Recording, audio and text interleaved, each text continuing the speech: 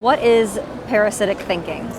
So this comes from my book 2020, The Parasitic Mind, where I argue that in the same way that animals can be parasitized by brainworms.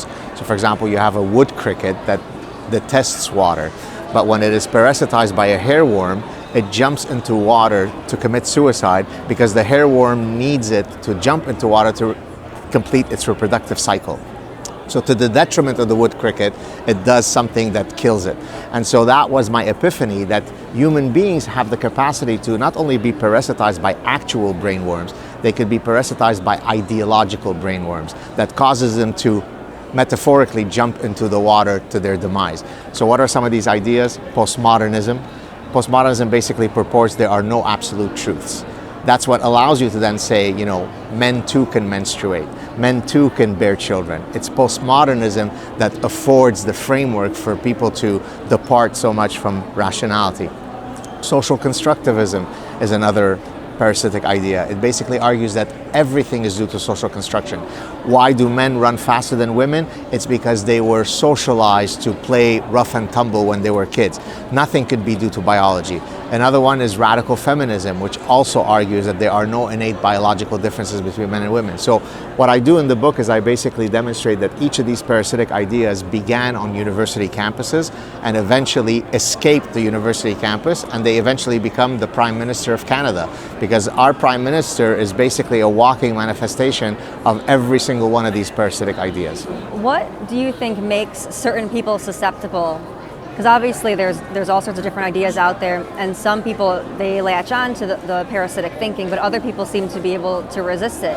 What's the difference there? So in the book, I basically argue how could these ideas even take hold, right? Exactly to your point. What causes someone to say, yeah, sign me up for, whatever, postmodernism? Yeah. So I think it originally starts from a noble place, right? So for example, take equity feminism. Equity feminism makes sense. Men and women should be treated equally under the law. There should be no institutional sexism built into the society. And so sign me up, I'm an equity feminist. But then radical feminists come along and say, in the hope of having a non-sexist society, let's now promulgate the idea that men and women are indistinguishable from each other. And so in the service of what originally seemed to be a noble goal, we will murder and rape truth in the service of that goal. So for example, transgender activists do the same thing, right? I'm all for transgender people living dignified lives free of bigotry, but I don't have to then say, oh yeah, men too can menstruate. I can walk and chew gum at the same time.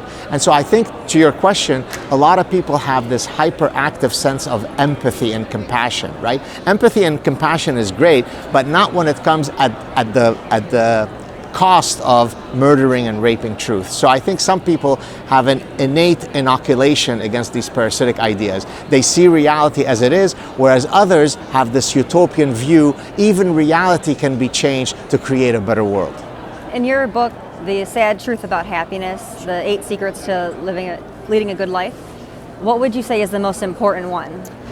Well, several. So early in the book, I talk about 2 decisions that you'll make that will either impart great happiness or great misery if you make the wrong choice.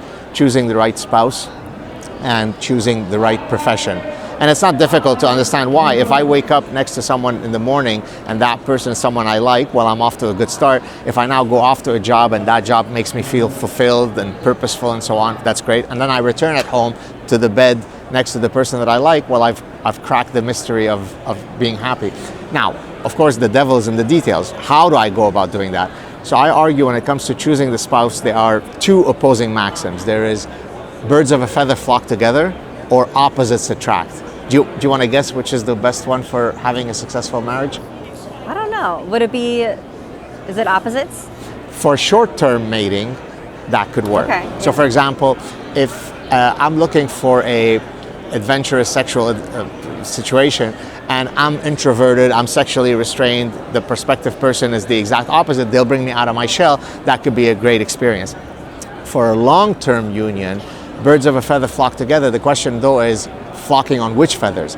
And so here we're talking about shared values, shared beliefs. So if you meet someone here, if you're a progressive woke person and you meet someone at Turning Point, but you have great chemistry, probably I can predict with quite a bit of assuredness that it's probably not going to work, because the foundational values on which you each orient your lives are so drastically different that it's not going to put you over the hump. The fact that you are sexually attracted to each other won't last 20, 30 years down. And so finding someone with whom you share these deontological principles is really important to a marriage.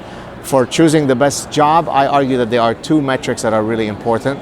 Number one, any job that allows you to instantiate your creative impulse.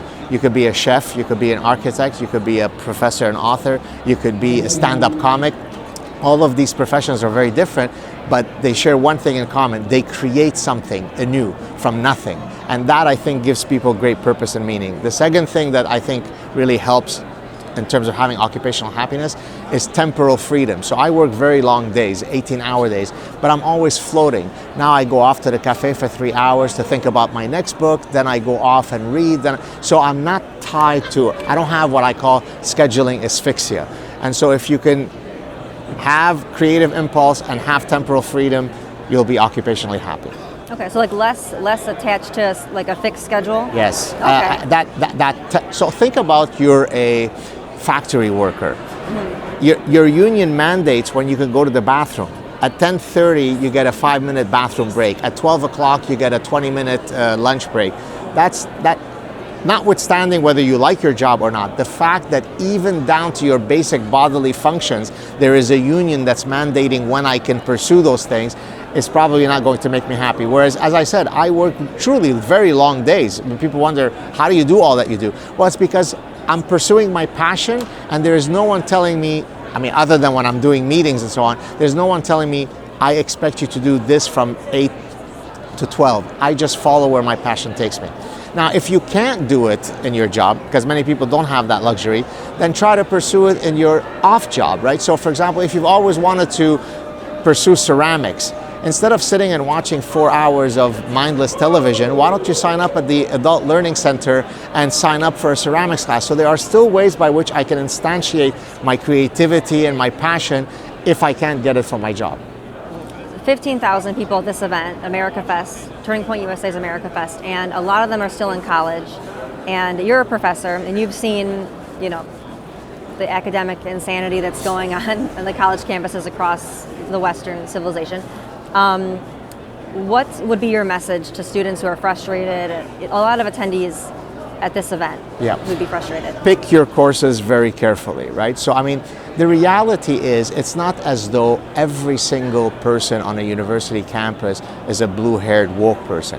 But the fact is that those folks are so loud, so boisterous, that they end up dominating the conversation. Most people just want to merely go about getting an education. So, don't take sociology of the patriarchy. Don't take intersectional dance, feminist dance, right? Take courses that really elevate your spirit, that elevate your intellect. That could be studying Shakespeare, it could be art history, it could be mathematics. So I'm not suggesting that there aren't only certain topics that are worthy of pursuit, but just make sure that you go to university to elevate your intellect rather than to be a blue-haired activist.